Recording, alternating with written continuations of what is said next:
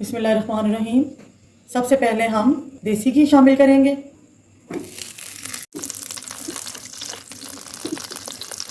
कड़ी पत्ता, बादियान का फूल 1 अदद, दालचीनी, मोटी इलायची, 4-5 लौंग, साबुत काली मिर्चें 10 से 12,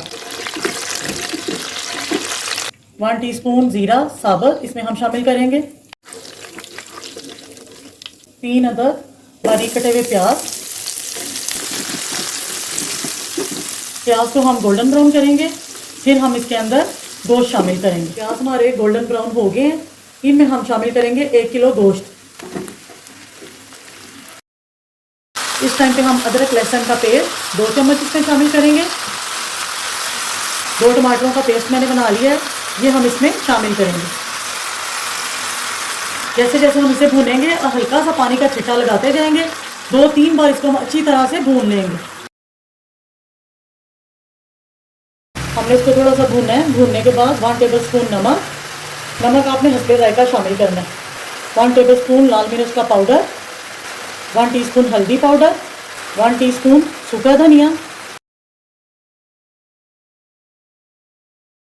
पानी का हम थोड़ा सा फिर छिट्टा लगाएंगे, फिर इसको हम भूनेंगे।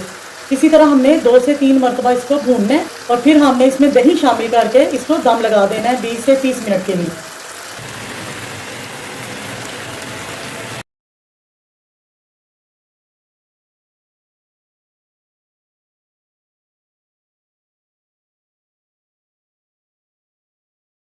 गोश्त हमारा रेडी हो गया। इसको मैंने अच्छी तरह से भून लिया ताकि पानी खुश्क हो जाए। 20-25 मिनट के बाद मैंने देखा था ये ना थोड़ा कच्चा था। दोबारा फिर मैंने पानी इसमें शामिल किया 1 गिलास और फिर 20 मिनट के लिए इसको मैंने दम लगा दिया। ये बहुत टेस्टी और हेल्दी डिश है, आप ज़रूर ट्राई करना। अब इस टाइम पे हम इसमें शामिल करेंगे 1 टीस्पून काली मिर्च, 1 टीस्पून गरम मसाला, बारीक कटी हुई हरी मिर्चें, अदरक बारीक कटा हुआ और धनिया भी बारीक कटा हुआ। अब ये रेडी हो गया, मैं आपको डिश आउट कर दिखाती हूँ।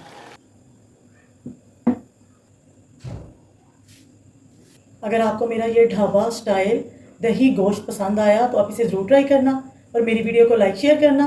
और जो मेरे चैनल पर नया वो मेरे चैनल को सब्सक्राइब कर जाइएगा और मेरी वीडियो एंड तक देखा करें।